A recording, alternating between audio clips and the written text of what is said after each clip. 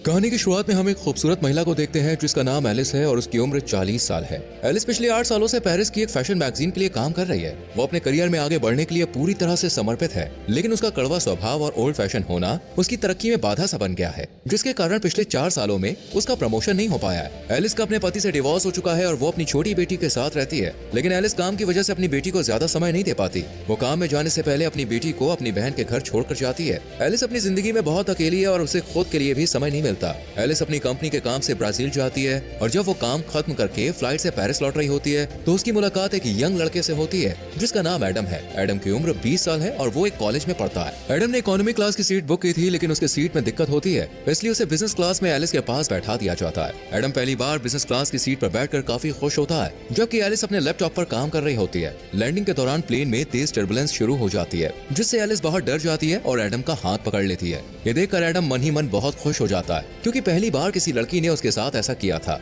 और वो एलिस से आकर्षित हो जाता है। कुछ देर बाद प्लेन लैंड करता है और एलिस जाने लगती है। एडम उससे बात करना चाहता है, मगर एलिस सिर्फ बाय बोलकर निकल जाती है। तभी एडम देखता है कि एलिस का पेन ड्राइव सीट के नीचे गिरा हुआ है। वो उसे लौटाने के लिए एयरपोर्ट के बाहर आता है, लेकिन तब तक बहुत देर हो जाती है। एलिस अपनी बहन की कार में बैठकर निकल जाती है और एडम बस उसे जाता हुआ दिखता रह जाता है। रास्ते में एलिस की बहन उसे एक लड़के के बारे में बताती है जो एक डॉक्टर है और कहती है कि उसे उससे मिलना चाहिए, पर एलिस शादी नहीं करना चाहती, इसलिए वो मना कर देती है। इस पर उसकी बहन नाराज हो जाती है। वो चाहती है कि एलिस किसी अच्छे लड़के से शादी करके एक नई जिंदगी की शुरुआत करे। इसके बाद एलिस ऑफिस जाती है, लेकिन ऑफिस में उसके कॉलीग्स को उसका रूखा व्यवहार पसंद नहीं होता और वो आपस में उसकी बुराई करते हैं। हालांकि ऑफिस में एलिस का एक मेल फ्रेंड है जो उसे हर चीज में सपोर्ट करता है। ऑफिस की एक स्टाफ मेंबर एलिस को बताती है कि एडम नाम के किसी लड़के का कॉल आया था, वो तुमसे बात करना चाहता है, लेकिन एलिस ये कहकर मना कर देती है कि वो किसी एडम को नहीं जानती है। फिर एलिस अपने बॉस के पास जाती है और प्रमोशन की बात करती है, पर वो कहता है तुम्हारे लिखे हुए आर्टिकल पुराने लगते हैं, लोगों को उनमें अब कोई दिलचस्पी नहीं है, तुम्हें कुछ नया और रोमांच लाना होगा। अगर ऐसे ही चलता रहा तो मुझे तुम्हें नौकरी से निकालना पड़ेगा।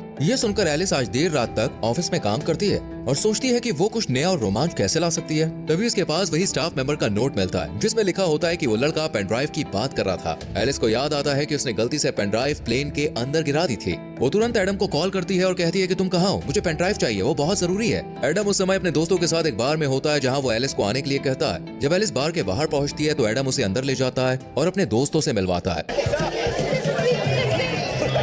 वहाँ एलिस के ऑफिस की 2 लड़कियां भी होती हैं जो एलिस को एडम के साथ देखकर हैरान हो जाती हैं। एलिस को पेन ड्राइव लेकर जल्दी निकलना होता है, इसलिए वो एडम से पेन ड्राइव मांगती है। इस पर एडम कहता है कि पेन ड्राइव मेरे घर पर है, इसलिए हमें वहाँ जाना होगा। वो दोनों बाहर आते हैं और एडम उसे अपने स्कूटर पर बैठने को कहता है। एलिस पहली बार स्कूटर पर बैठ रही होती है, इसलिए वो थोड़ा हिचकिचाती है। एडम उसे हेलमेट पहनने को देता है। जब एलिस उसे ठीक से पहन नहीं पाती तो एडम उसकी मदद करता है। तभी एलिस के ऑफिस की वही दोनों लड़कियां उन्हें एक ऐसे एंगल से देखती हैं जिससे लगता है कि जैसे वो दोनों किस कर रहे हैं। वो चुपके से उसकी फोटो क्लिक कर लेती है और उसे ऑनलाइन पोस्ट कर देती है। एडम एलिस को अपने घर लाता है जहां उसके डैड भी मौजूद होते हैं। एडम जानबूझकर पेन ड्राइव देने में देरी करता है ताकि वो एलिस से थोड़ी देर और बात कर सके, पर जब वो एलिस को पेन ड्राइव देता है और वो घर से निकलती है तो एडम कहता है कि क्या मैं तुम्हें स्कूटर से छोड़ दूं? इस पर एलिस कहती है मैं कैब से चली जाऊंगी। फिर एडम कहता है क्या हम कभी बाहर कॉफी पीने चल सकते हैं? इस पर एलिस कुछ नहीं कहती, मुस्कुराती है और थैंक यू कहकर चली जाती है। अगले दिन जब एलिस ऑफिस जाती है तो सब लोग उसे अजीब निगाहों से देख रहे होते हैं। एलिस कुछ समझ नहीं पाती, तभी उसकी एक कॉलीग उसे और एडम की फोटो दिखाते हुए कहती है कि तुम दोनों की ये फोटो किसी ने ऑनलाइन डाल दी है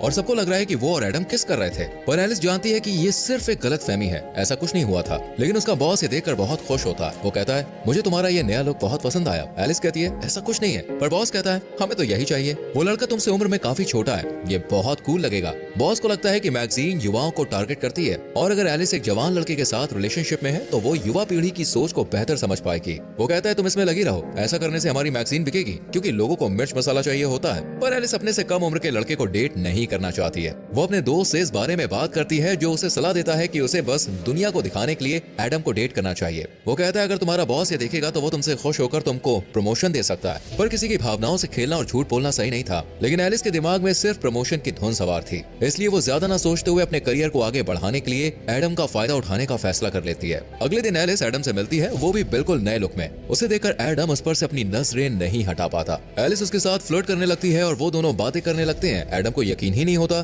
कि वो एलिस के साथ है। रात में एलिस एडम को अपने एक दोस्त के शो में ले जाती है। वहाँ एलिस जानबूझकर सबको दिखाने की कोशिश करती है कि वो अपने से 20 साल छोटे लड़के को डेट कर रही है। वहीं उसका दोस्त जो उस शो का होस्ट होता है, जब एलिस के पास आता है और उसे जानबूझकर छूने लगता है तो एडम को ये अच्छा नहीं लगता। वो उस दोस्त के शो का मजाक उड़ाने लगता है। एलिस भी उसकी बातों पर हंसने लगती है। इससे एलिस का दोस्त अपमानित होकर वहाँ से चला जाता है। इसके बाद एलिस और एडम आपस में बात करते हैं। एडम कहता है कि मैंने कभी नहीं सोचा था कि मैं तुमसे इस तरह मिलूंगा और हम साथ में यूं घूमेंगे। एडम को पता होता है कि एलिस का तलाक हो चुका है और उसकी एक बेटी भी है, लेकिन इससे उसे कोई फर्क नहीं पड़ता। एलिस कहती है हमें एक दूसरे को बेहतर समझने की जरूरत है। तभी एलिस के पास उसकी बहन का कॉल आता है। वो कहती है कि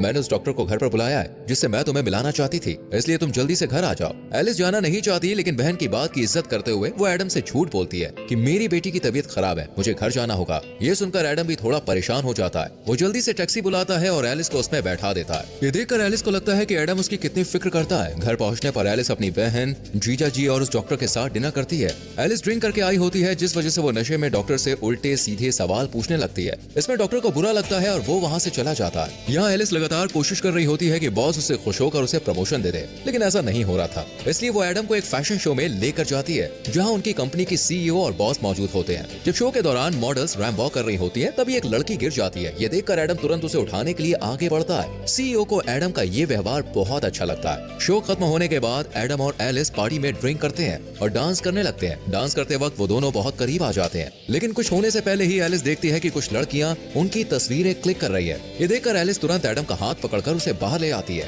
एडम एलिस को अपनी स्कूटर में बैठाकर उसके घर तक छोड़ देता है। यहाँ एक ऐसा मोमेंट आता है जहाँ एडम एलिस को किस करने वाला होता है, पर एलिस पीछे हट जाती है और चुपचाप घर के अंदर चली जाती है। लेकिन एडम को लगता है कि उसने एलिस के करीब आने का मौका मिस कर दिया है, इसलिए वो एलिस के घर जाता है जहाँ उसे पता चलता है कि उसकी बेटी अपनी मौसी के घर पर है। तब एडम एलिस को किस कर लेता है। एलिस खुद को रोक नहीं पाती और दोनों इंटीमेट हो जाते हैं। अगली सुबह एलिस को पिछली रात की घटना के लिए बहुत बुरा लगता है। वो एडम से कहती है कि वो घर से चला जाए, लेकिन बाहर तेज बारिश हो रही होती है, इसलिए बारिश रुकने तक एडम घर में रुक जाता है। तभी एलिस की बहन और बेटी घर लौट आती है। एलिस उनसे कहती है कि एडम उसका कॉलीग है। वो एडम के हाथ में कुछ फाइल्स दे देती है और एडम वहाँ से जाने लगता है, पर जैसे ही वो दरवाजे से बाहर जाता है एलिस उसे रोककर किस कर लेती है। इससे हमें समझ में आता है कि एलिस अब सच में एडम को पसंद करने लगी है और उसके साथ रहने में उसे अच्छा लगता है। जिस रिश्ते को उसने दुनिया को दिखाने के लिए शुरू किया था, अब वो सचमुच एक एहसास में बदल चुका है। इसके बाद से एडम और एलिस अक्सर साथ में घूमने लगते हैं। एडम उसे सरप्राइज देता है, उसे घुमाने ले जाता है, जो एलिस को बहुत पसंद आता है। अब एलिस और एडम के बीच गहरी भावनाएं विकसित होने लगती हैं। दोनों साथ में बहुत खुश होते हैं। एक दिन एडम एलिस से पूछता है कि तुम दिखने में खूबसूरत हो, अमीर हो, तो फिर तुमने मुझे पसंद क्यों किया? इसका जवाब एलिस के पास नहीं होता, क्योंकि वो अपने फायदे के लिए एडम के साथ रिश्ते में आई थी, पर अब उसे सच में एडम से प्यार हो गया है। कुछ दिन के बाद एलिस को काम में प्रमोशन मिल जाता है, जिससे वो बेहद खुश होती है। लेकिन अब वो एडम के बारे में सोचने लगती है, क्या उसे इस रिश्ते को जारी रखना चाहिए?